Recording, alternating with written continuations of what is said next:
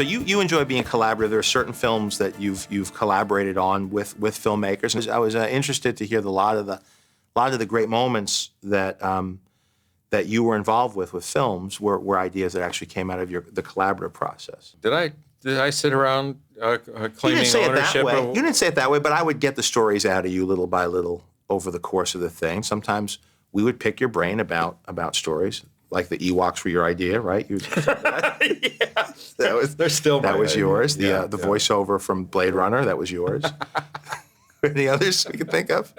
No, these are not the good ones. Those aren't the ones? No, they're not the good ones. Do you want to talk about Kirsch for a minute? Because we lost him not long ago, and you had said, I remember we were the sweetest guy. You were telling me about him before he passed, and you had a lot of great things to say, and a lot of those great moments from Empire Strikes Back. It sounded like he was very open. Well, there was one moment in particular, George Lucas was a powerful producer at the time. Directed the first one, and Kershner was now directing the second one.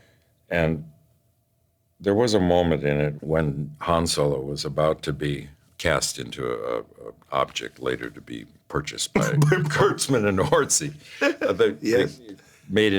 Frozen into carbonite. And finally the princess reveals her great love for him, and her line is, "I love you."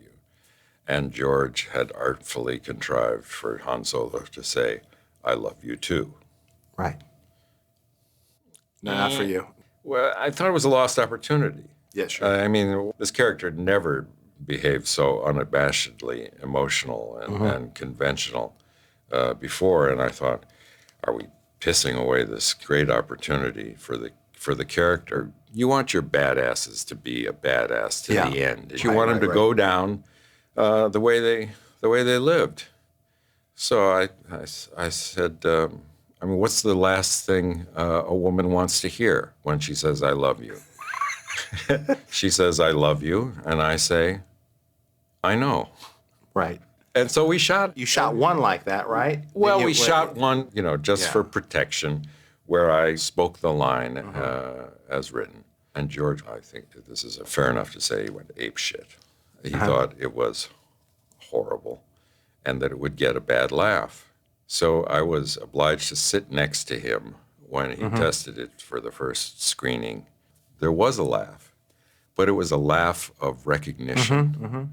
And so he generously let it. Well, that says a lot stay too. in the movie. That somebody could recognize that and see that, and I think that's honestly that's the art of what I think a good director, or in that case producer, does, is stay open, because inevitably the scene you love the most, the line you love the most, is the one that's going to ruin the movie, and Well, look, you can't be stuck to anything.